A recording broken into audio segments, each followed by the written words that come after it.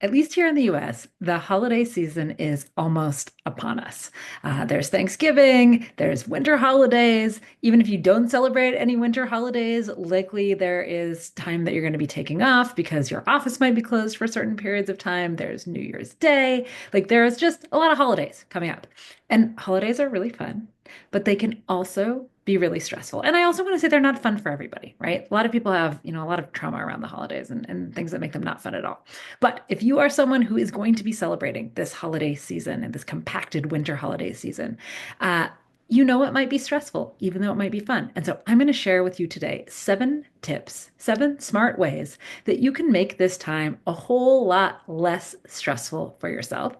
And they all have to do with doing a little bit of advanced planning. So I want to share with you what these 7 tips are to help you de-stress around the holidays, still have fun, but without that stress. So the first one, this is to just define what does safe gathering mean to you right now? I know COVID is a few years in the rearview mirror. I mean, it's still here, but how scared we were then is not typically how scared we are now. I mean, most people are not wearing masks on the daily anymore. But still, I think we all have a bit of a heightened awareness around just contagion in a way that we didn't used to have, at least in a way that I didn't used to have pre-pandemic. And so while I am not masking up to go to mass gatherings, there are some things that I think about in terms of what safe gathering means. So the first thing is that I think about getting my boosters, making sure that I am up on my flu vaccine, that I have gotten the most recent COVID vaccine, that anything that, I can do to make sure that I am not a vector of contagion, I am doing. Might be different for you, but that's one for me. Another thing that I'm doing is to make sure to really choose disclosure, right? So what this means is if I am, let's say I'm hosting and I still want to keep hosting, even though, I maybe have the sniffles or one of my kids is coughing or something like that. I'm going to let everybody know who's planning to come to my house that we've got some kind of symptoms going around in the house so that they can decide whether or not they want to risk it, right? It's not up to me to decide. I'm just giving them the opportunity to use that information how they want to.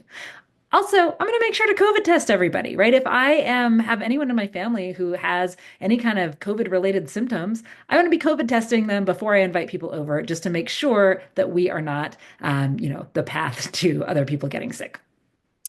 Now, another thing is if I am going over to somebody's house, right? If I'm not the one hosting, I'm going to still use disclosure. I'm going to say, hey, my kid has been sniffling for a few days.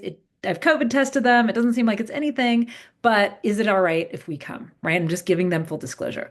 And I might say, hey, I'm willing to wear a mask the whole time. I'd love to see you. Would you be okay with me coming if I'm wearing a mask or just not at all? But essentially, we're giving other people the information that they need to decide whether or not they want to see us, whether it's in their house or in our house or otherwise. So just defining what that safety means to you. Now, you may think I'm nuts and you would never do any of these things. It's way too much. COVID is in the past. Fine. Like you just decide what it means to you. It'll be a whole lot less stressful if you have figured this out. Now, the second tip I want to share is around if you are hosting, you want to have a kind of big picture planning session for yourself. Maybe it's only 5 minutes, but it's like, what is our goal? What are we doing here? What does the big picture look like? What are the components? What are the pieces? I don't want to be blindsided by it later. So maybe I'm hosting a dinner. What are we making? Right?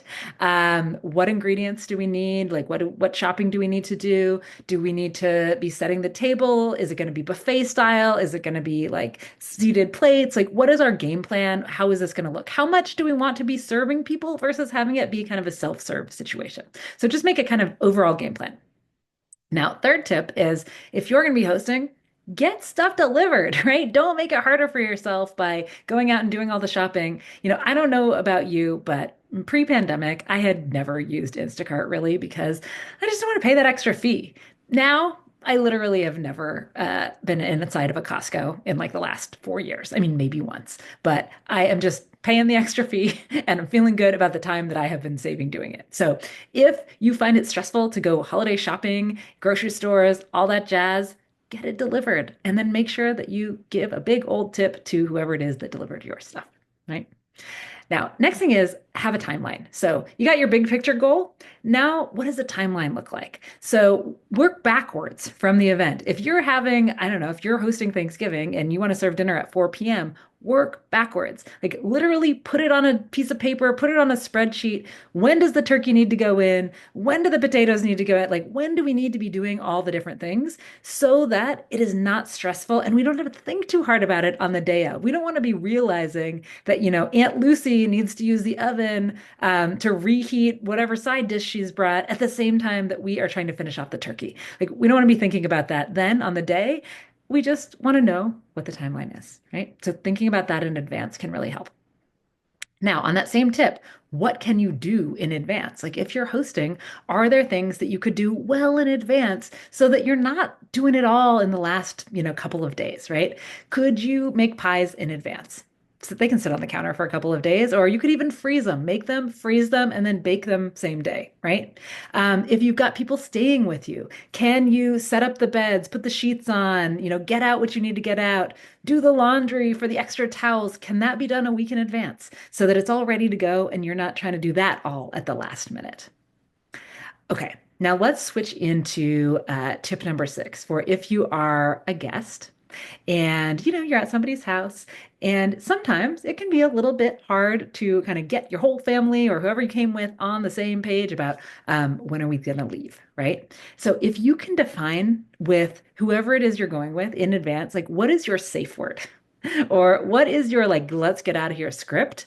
Then this can be something where you just don't have to have a conversation in the moment. You just have like a shorthand, right? Maybe your safe word is, I don't know, something ridiculous. Maybe it's like popcorn or something. And you just kind of like whisper that to the other person. And then okay, great. We're going to start gathering the kids. We're going to do whatever we need to do. We're going to make our getaway. Like it is time for us to go. Or maybe it's like a script. You say in advance that no matter what you have going on the next day, at some point, when you decide you're going to leave, you're going to say, oh, we have a big day tomorrow. We got to get home, got to get in bed. This has been so great. Thank you for having us. And then you get on out of there, right? Okay. And then the last tip, and maybe this is the best, at least it's my favorite. I hope it's going to be your favorite too, is define a gratitude list in advance, right? Studies show that we are happier when we are experiencing and expressing gratitude, right? But it can be hard, especially this election season. Oh, like if you've got family on different sides of the political spectrum, like that may be incredibly stressful. You may not actually be looking forward to it. And so if you can right now come up with a list of the things that you are grateful for. Maybe it's about your family. Maybe it's about, your extended family. Maybe it's just things in general. If you can come back to like, what are the things that I am grateful for?